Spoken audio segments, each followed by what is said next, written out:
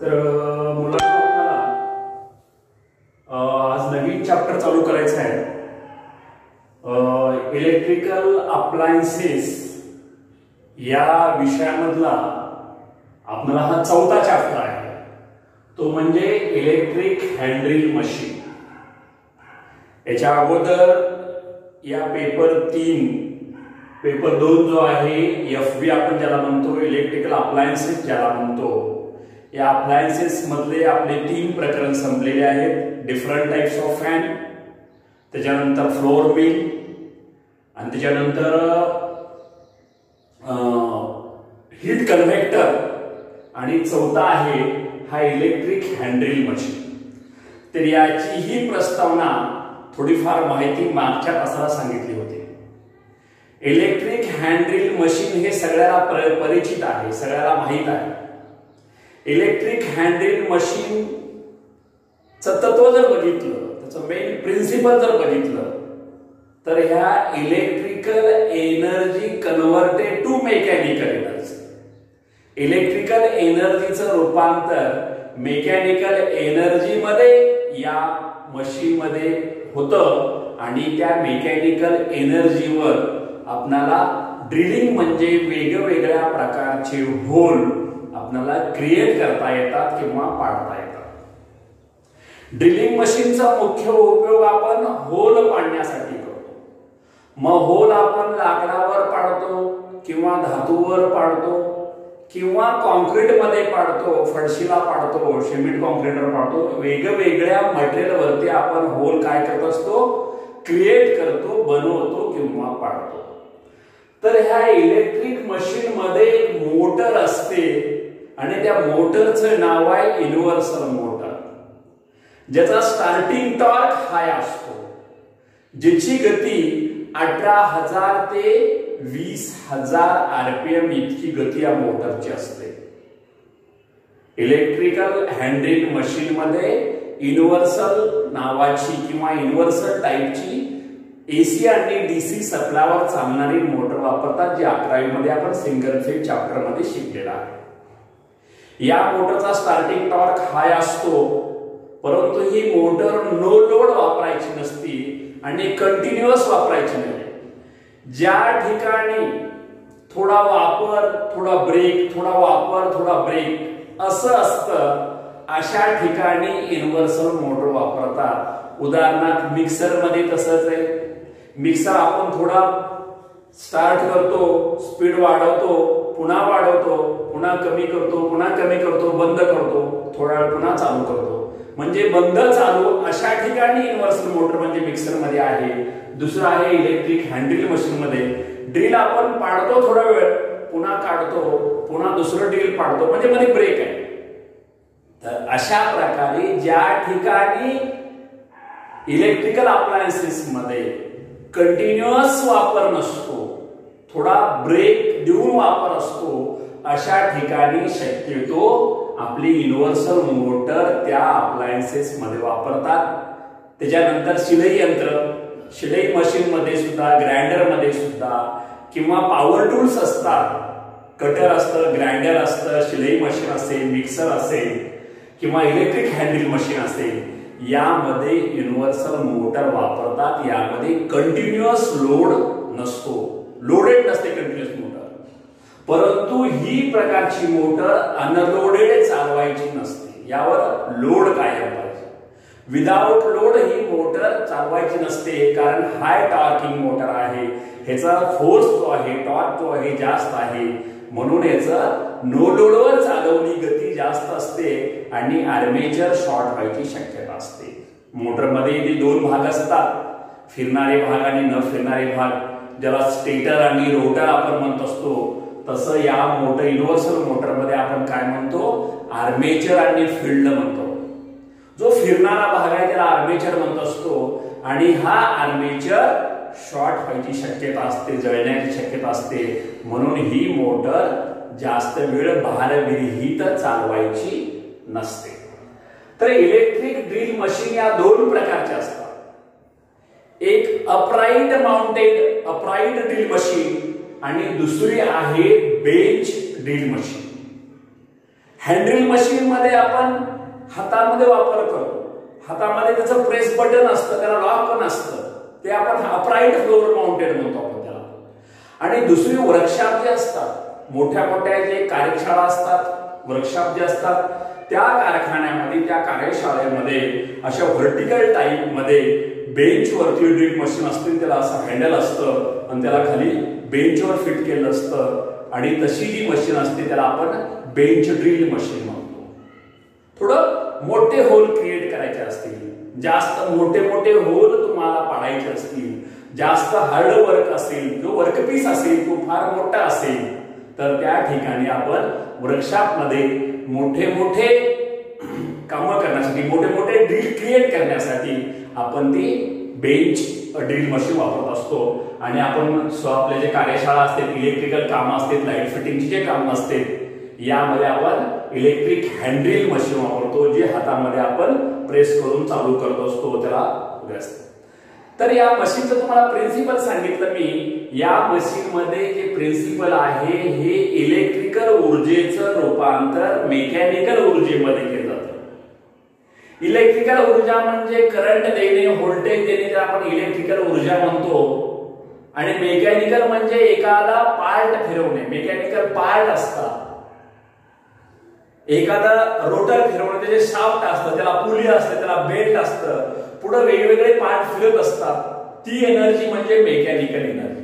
तशा प्रकारे या मशीन मध्ये आपण युनिव्हर्सल मोटरला इलेक्ट्रिकल सप्लाय देतो आणि पुढं त्याला गिअर लावून, त्याला स्पिंडल आणि पुढं त्याला जे हे असतं, पुढे ड्रिल बीट असतं, हे ड्रिल बीट लावून आपण काय करतो, वर्कपीस वर आपण काय करतो, होल मारतो किंवा होल क्रिएट करतो.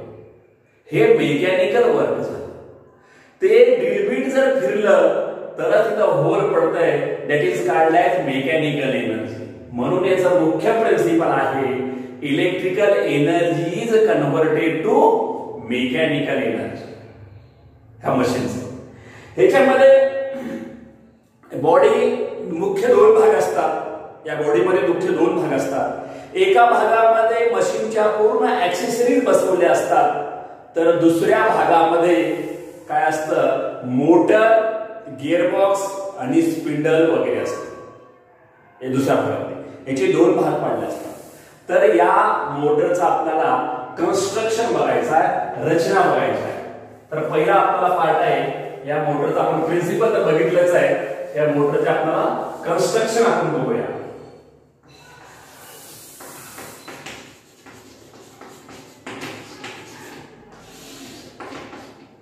रचना म्हणजे मोटरमध्ये वेगवेगळे भाग असतात, वेगवेगळे पार्ट असतात आणि या प्रत्येक पार्ट कशापासून बनलेला असतो, प्रत्येक पार्टचं काय कार्य असतं आणि याची जोडणी कशी असते, या सर्व माहितीला त्या मशीनचं कन्स्ट्रक्शन असं म्हणतात, त्याला रचना असं म्हणतात. तर या रचनेमध्ये आपण वेगवेगळ्या पार्टची आपल्याला माहिती घ्यायची आहे. रचनेमध्ये जनरल बघितलं तर बॉडी असते आणि बॉडीमध्ये सगळे पार्ट हे इन्क्लूड केलेले आहेत. बॉडी ही अल्युमिनियम अलॉय किंवा पीव्हीसी हार्ड प्लास्टिक फायबर या हलक्या धातूपासून किंवा हलक्या मटेरियल पासून बनवलेली असते किंवा शॉकप्रूफ मटेरियल पासून बनलेली असते, शॉक लागणार नाही. पीव्हीसी मटेरियल असेल, फायबर असेल, हार्ड फायबर, त्यापासून याची बॉडी बनवलेली असते आणि यामध्ये युनिव्हर्सल मोटर असते. आणि ह्या युनिव्हर्सल मोटरला एक गिअरबॉक्स असतो आणि या गिअरबॉक्सला एक स्पिंडल असतं आणि स्पिंडलला एक चेक बसला असतो आणि चेकच्या पुढं तुमचं ते बीट असतं, ड्रिल बीट असतं. तर अशा प्रकारची अशी हॉरिझॉन्टल रचना यामध्ये असते आणि या मोटरच्या शाफ्टवरती कूलंट फॅन असतो, जो की हवा मारून थंड करत असतो. मोटर कूलंट फॅन असतो आणि याच्या हातामध्ये आपण जिथं आपण धरत असतो त्या ठिकाणी प्रेस बटन असतं, जे की मोटर किंवा मशीन चालू बंद करण्यासाठी किंवा कंटिन्युअस वर्क मध्ये ठेवण्यासाठी त्या लॉकिंगची सिस्टीमची असते. असं या जनरल याची रचना असते आणि याला एका 3-कोड वायरनं सप्लाय दिलेला असतो. ह्याचे बीट असे असतात, हे जास्तीत जास्त हाय कार्बनचे बीट असतात, हाय कार्बन स्टील. या धातूपासून एक बीट बनवले असतात. परंतु बीटचे 3 प्रकार आहेत. कॉन्क्रीट बीट आहे, वुडन बीट आहे आणि मेटल बीट आहे. तुम्हाला लाकडावरती जर होल पाडायचे असेल तर वुडन बीट वापरायचं. तुम्हाला लोखंडावरती किंवा धातूवरती जर होल क्रिएट करायचा असेल तर मेटल बीट वापरायचं. आणि तुम्हाला कॉन्क्रीट भिंतीवरती जर छिद्र पाडायचे असतील तर त्यावेळी कॉन्क्रीट बीट वापरायचं. अशा प्रकारचे 3 बीट जास्तीत जास्त हे हाय कार्बन स्टील पासून हे बीट बनवलेले असतात. आणि या बीटची साईज तुम्हाला रिक्वायरमेंट कशी आहे, तुम्हाला होल किती साईज किती इंचाचं पाडायचं आहे त्यावरती आपले बीट आपण वापरायचे असतात. तर यामध्ये मुख्य जो पार्ट आहे यामध्ये बॉडी आहे. बॉडी पहिला पार्ट. दुसरा पार्ट आहे स्विच. तिसरा पार्ट आहे मोटर. चौथा पार्ट आहे गिअरबॉक्स. पाचवा पार्ट आहे चेक.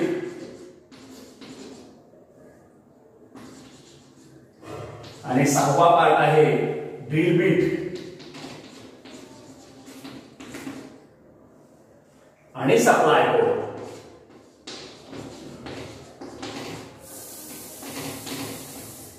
असे या मुख्य मशीन मध्ये पार्ट असतात. पहिला पार्ट आहे बॉडी. तुम्हाला मी फिगर दाखवणार आहे. फिगर तुम्हाला ऍक्च्युअल मी पुस्तकात दाखवणार आहे. तर बॉडी जी असते याची बॉडी कशाला म्हणायचं तर ज्या भागामध्ये या मशीनचे सर्व पार्ट माउंट केलेले असतात, बसवलेले असतात, फिट केलेले असतात त्या भागाला बॉडी असे म्हणतो. बॉडी हे 2 प्रकारात विभागलेली आहे.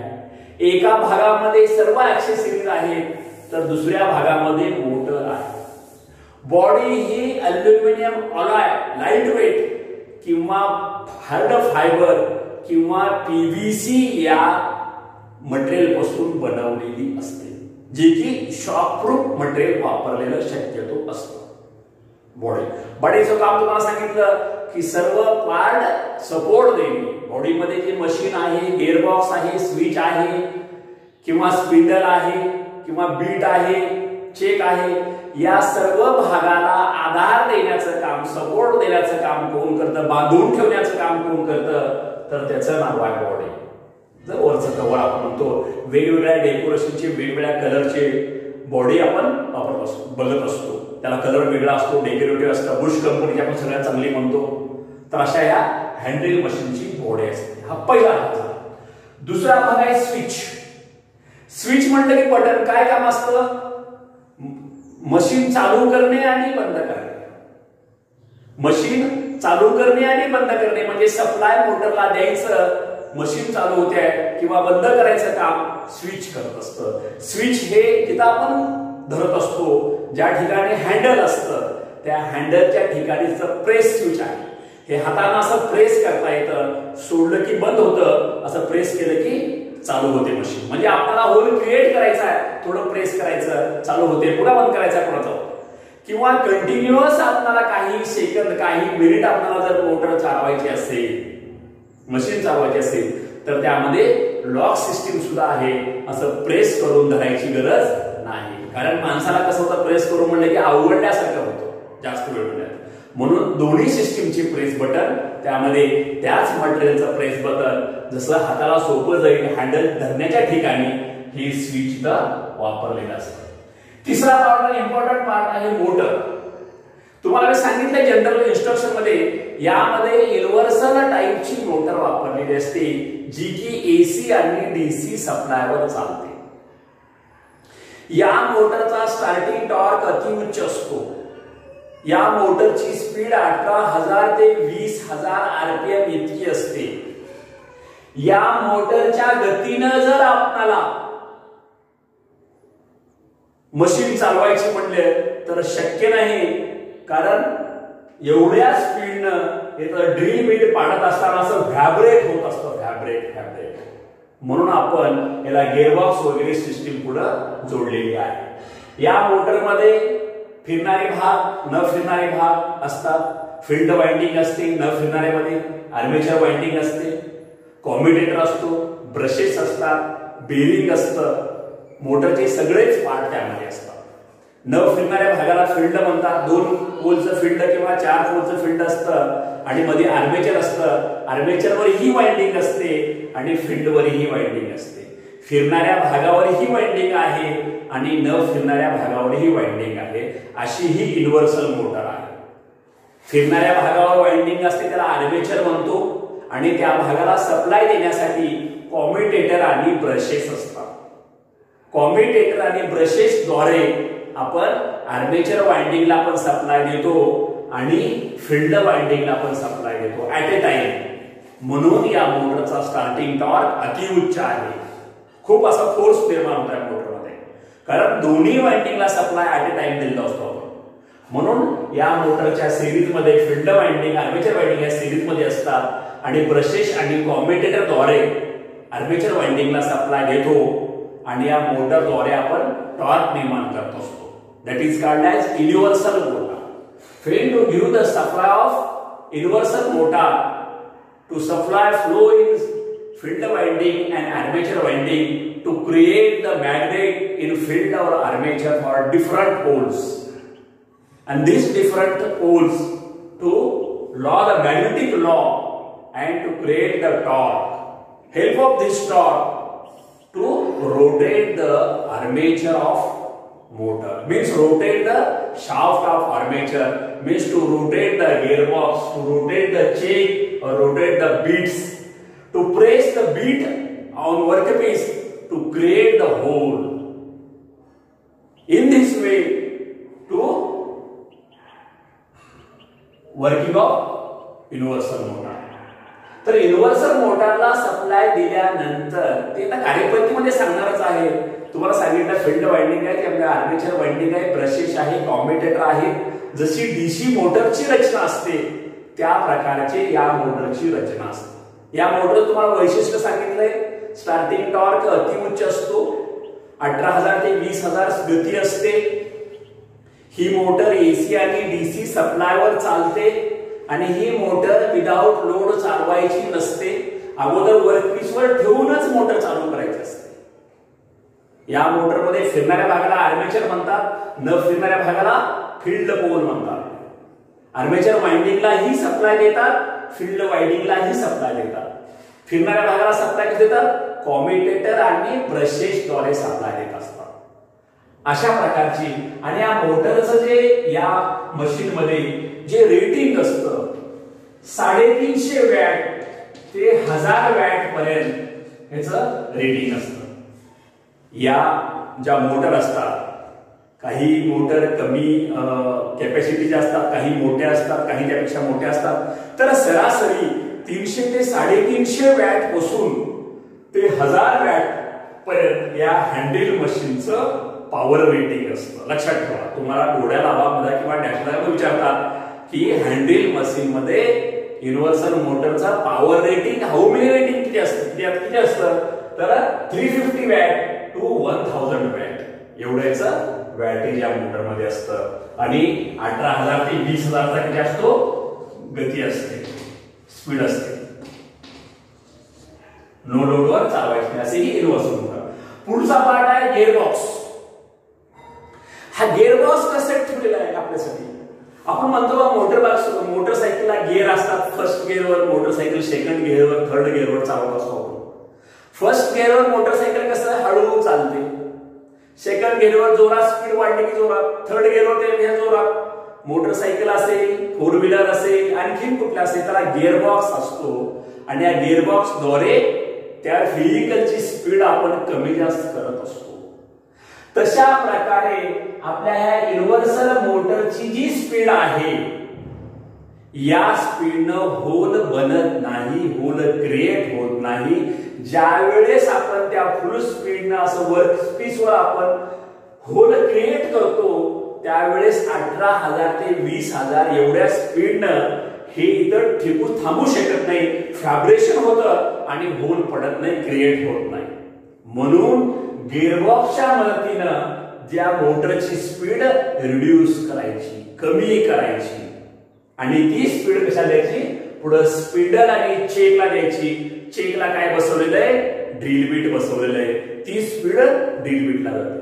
म्हणजे मुख्य काम काय आहे, या हाय स्पीड मोटरचं जे गती आहे, हे गती या गिअरबॉक्सद्वारे कमी होत असते.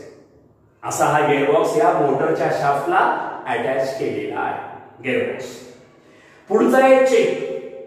चेक आपण ज्याला म्हणतो, हे चेक काय केलेलं आहे, या जो मोटरचा शाफ्ट जो असतो गिअरबॉक्सच्या पुढल्या बाजूला जे स्पिंडल आहे मध्ये, या स्पिंडल वरती शेवटचं जे पार्ट आहे चेक असतं. चेक त्याला असं 3 जबडे असतात, जॉ असतात, जॉ ते असं मिळतात किंवा असं फाकतात.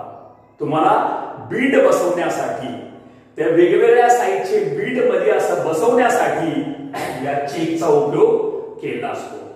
यावरती एक लॉकिंग सिस्टीम असते आणि ते तुम्हाला फिरवलं असं की असे जबडे असे पसरतात किंवा ते बारीक असं फिट पण होतात.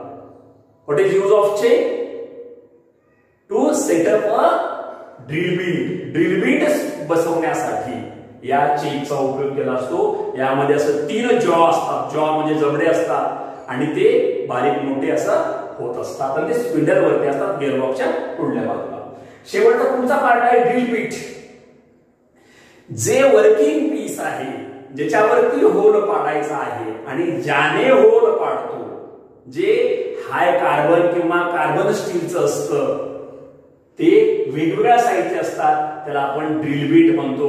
त्यावर असं फिळ्याचं हे असं वेगळी त्याची नक्षी असते, असं ते फिरवलं की त्यावर ड्रिलिंग होत असतं. आपण हे वेगवेगळ्या साईजचे ड्रिल बीट असतात. हे या चेकवर बसून प्रत्यक्ष होल पाडण्यासाठी या ड्रिल बीटचा वापर केलेला असतो. त्याच्यानंतर तुम्हाला सांगितलं ड्रिल बीट हे 3 प्रकारचे आहेत मुख्य: wooden drill bit, concrete drill bit आणि मेटल ड्रिल बीट. वेगवेगळ्या मटेरियलवरती ड्रिल बीट वेगवेगळे वापरायचे असतात आणि त्यावरती जे ड्रिल बीट आपल्याला साईज ज्या साईजचं होल पाडायचं आहे त्या साईजचं ड्रिल बीट आपण त्या ठिकाणी त्या चेकला लावत असतो. तर अशा प्रकारे हे ड्रिल बीट झाले. त्याच्यानंतर सप्लाय कोड सगळ्याला माहिती आहे, सगळ्या आपल्या सप्लाय कोड आहे. 3 फीट प्लग असतं, टॉप असतं असं, त्याच्यामध्ये एक फेज वायर, एक न्यूट्रल असतं आणि ते मॉल्डेड असतं. मॉल्डेड म्हणजे बघा ते सगळं अखंड आहे. त्याची ज्या पिना आहेत या तुम्हाला खोलता येत नाही. कशासाठी? ते लूज कनेक्शन राहू नये, कारण ह्या पॉवरफुल मशीन आहे, पॉवर टूल्स आहेत हे. म्हणून मॉल्डेड, तुमची इस्त्री असेल, तुमचं पॉवर टूल्स असेल किंवा तुमचं फ्लोर मिल असेल, या सगळ्याला जे पॉवर कोड असतं हे मॉल्डेड म्हणजे असं अखंड बनवलेलं असतं, ज्यामुळे लूज कनेक्शनचा प्रॉब्लेम तिथं क्रिएट होत नाही. आणि त्यामध्ये एक फेज, एक न्यूट्रल आणि तिसरी ग्रीन वायर मध्ये काढून बघा कोड मध्ये अर्थिंगची वायर असते. अशा प्रकारे हे सप्लाय कोड असतं. तर हे असे याच्यामध्ये या ड्रिल बीटचे पार्ट असतात. हे पार्ट मी तुम्हाला आता दाखवणार आहे.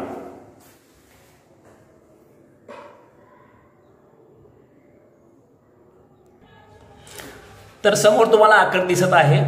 या आकृतीमध्ये पार्ट ऑफ ड्रिल मशीन वेगवेगळे पार्ट याच्यामध्ये आहेत. त्यामध्ये तुम्हाला हे पार्ट दिसतं. इथं पहिला पार्ट आहे, इथं स्विच आहे बघा, हे ब्लॅक दिसतंय, हे प्रेस स्विच आहे, प्रेस स्विच. आणि ह्याला बॉडी ही पलीकडल्या बाजूला आहे आणि ह्याला हे कटिंग साइड मधले इंटरनल पार्ट सगळे दाखवलेले आहे. त्यामध्ये हे प्रेस स्विच आहे आणि बॉडी पहिला पार्ट म्हटलं तर हे बॉडीचाच भाग आहे, याच्या वरनं असतं आणि तुम्हाला अर्धा भाग खोलून दाखवलेला आहे त्यांनी. तर त्यामध्ये दुसरा पार्ट आहे मोटर. हे मोटर जे काही तर फील्ड वाइंडिंग आहे आणि काही आर्मेचर आहे. काही मी जिथं दाखवतोय पेननं तिथं हे आर्मेचर आहे, आर्मेचर कोर, आर्मेचर वाइंडिंग वगैरे इथं सगळं आहे. आणि हे कॉम्युटेटर आहे साईडला. इथं कॉम्युटेटर, हे ब्रशेस, हे आर्मेचर, आर्मेचर वाइंडिंगचा इथं सप्लाय असतो. आणि हे गिअरबॉक्स हे जे आहे ना, हे पांढरं दिसतं इथं, हे त्या आर्मेचरचा शाफ्ट आहे आणि या गिअरबॉक्सला जोडलेला आहे. गिअरबॉक्स इथं गिअरबॉक्स आहे. मुख्य हे मोटर एवढंही भाग आहे, एवढा हे मोटरचा भाग आहे पहिला एवढा पूर्ण. ह्याच्यामध्ये हे न फिरणारे भाग 2 आहे. हे फील्ड आणि मधला हा आर्मेचर आणि हा कॉम्युटेटर आणि हे ब्रशेस, हे बेरिंग वगैरे सगळं शाफ्ट वगैरे असं बेरिंग वगैरे दाखवलं इथं. बॉल बेरिंग बुश बेरिंग इथं असतात आणि इथं हे कॉम्युटेटर सेगमेंट हे सगळं कॉम्युटेटर शाफ्ट याला म्हणतो आपण. आणि इथं हे वाइंडिंग तुम्हाला कॉम्युटेटरची वाइंडिंग दाखवलेली आहे आणि हे न फिरणारी वाइंडिंग म्हणजे इथं फील्ड वाइंडिंग दाखवलेली आहे. हा मोटर एका भागामध्ये बसवला असतो मागल्या बाजूला आणि इथून सप्लाय पोर्ट असतो. काही सप्लाय पोर्ट आहे इथून आणि सप्लाय देऊन मोटरला सप्लाय दिला असतो. याचा जो हा पार्ट आहे हा जो शाफ्ट जो आहे हा शाफ्ट या गिअरबॉक्सला जोडला असतो. बघा गिअर दिसतो तुम्हाला इथं गिअर आहे बघा हे गिअरबॉक्स म्हणतो. ज्या स्पीडनं हा शाफ्ट फिरतो त्या स्पीडनं हा स्पिंडल जो मध्ये आहे स्पिंडल याच्यामधला शाफ्ट त्याला स्पिंडल म्हणतात.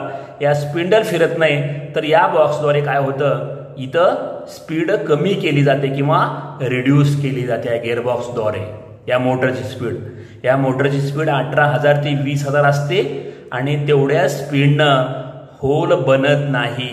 होल क्रिएट करत असताना फॅब्रेशन होतं हादरे होतात आणि होल बनवायला येत नाही. म्हणून या स्पीडचं गिअरबॉक्सद्वारे काय केलेलं आहे स्पीड डिक्रीज केलेली आहे रिड्यूस केलेली आहे. आणि हे पुढं स्पिंडल असतं या स्पिंडलला रिड्यूस करून हे दिलेले आहे. आणि हे जे आहे पुढचं बघा हे चेक आहे बघा चेक हो बाय ह्याला आपण सगळं स्पिंडल म्हणतो आणि हा चेक आहे. या चेकला 3 जॉ आहेत बाय 1 2 आणि बाय 3 जबडे असतात. हे असं फाकतात किंवा असं मिळतात. यामध्ये तुम्हाला असं ड्रिल बीट बसवता येतो का याच्यामध्ये असा ह्याच्यामध्ये इथं ड्रिल बीट तुम्हाला बसवता येतो इथं मधल्या बाजूला इथं त्याचं इथं हे असतं होल असतं. या होलद्वारे तुम्हाला कीद्वारे हे तुम्हाला हे स्प्रेड करता येतं किंवा आकुंचन पावता येतं कमी जास्त करता येतं हे. आणि या जागी बीट बसत असतं ड्रिल बीट जे होल पाडलो होतो. आणि त्याच्यानंतर इथं हे बेरिंग आहेत मोटरच्या बेरिंग वगैरे इथं दाखवलेले आहेत. मोटरच्या बेरिंग दाखवले आहेत कुलंट दाखवले आहे फॅन पण इथं दाखवले आहे. या मोटर गरम होते जास्त म्हणून ह्याला कुलंट फॅन इथं बसवलेला असतो. तर अशा प्रकारे या मोटरची रचना असते आणि वेगवेगळे ड्रिल बीट हो आहे वेगवेगळ्या साईजचे वेगवेगळे होल क्रिएट करण्यासाठी हे ड्रिल बीट तुम्हाला इथं दाखवलेले आहेत. बाकीच्यामधला पार्ट आहे तुम्हाला गिअरबॉक्स दाखवला चेक दाखवला ड्रिल बीट दाखवलं मोटर दाखवलं स्विच दाखवलं आणि बॉडी याच्यावरती कोटिंग असतं बॉडीचं पूर्ण. हे फायबरची बॉडी असते तुम्हाला किंवा सांगितलंय अल्युमिनियम अलॉय किंवा PVC हार्ड PVC असतं जे की शॉकप्रूफ असतं ज्यामुळं करंट लागू शकत नाही. अशी बॉडी या ठिकाणी इथं बसवली असते आणि सप्लाय दिलेला आहे काय सप्लाय कोड आहे. तर अशा प्रकारे ह्या मोटरची रचना असते कन्स्ट्रक्शन आपण ज्याला म्हणत असतो. तर लक्षात किंवा तुम्हाला फिगर इथली दाखवायची असेल तर याच्यामध्येही तुम्हाला फिगर दाखवता येईल आपल्या नोट्सवरती दाखवलेलं आहे.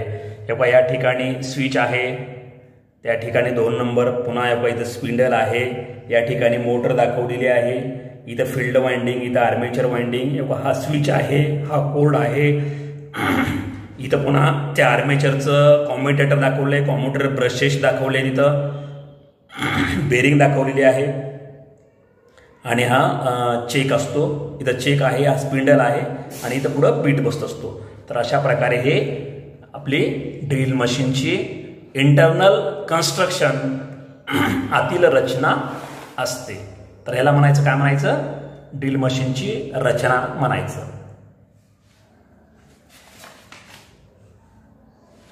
बाकी या ड्रिल मशीनचे जे तुम्हाला जे स्पीड असते हे स्पीड वेगवेगळ्या स्पीड इथं दिलेले आहेत. नो लोड स्पीड तुमचा समजा ड्रिल 33 mm चा असेल तर 730 RPM ह्याचं नो लोड स्पीड असतं आणि फुल लोड 250 असतं. 235 वॅटची मोटर असते. समजा 250 वॅटची मोटर असेल तर त्यावेळेस 10 mm चा जर ड्रिल बीट वापरला तर 700 RPM नो लोड असतं आणि फुल लोड 475 RPM. त्याचे RPM म्हणजे रिव्होल्यूशन पर मिनिट. हे असा हे जो चार्ट केलेला आहे हा चार्ट किती MM ड्रिल बीट तुम्ही वापरलात आणि त्यावेळेस तुमचं स्पीड किती असतं मोटरचं नो लोडला आणि फुल लोडला किती डिक्रीज होतं हे लोड लावल्यावर आणि किती वॅटची मोटर आहे या तुमच्या या टेबलमध्ये तुम्हाला इथं दाखवलेलं आहे.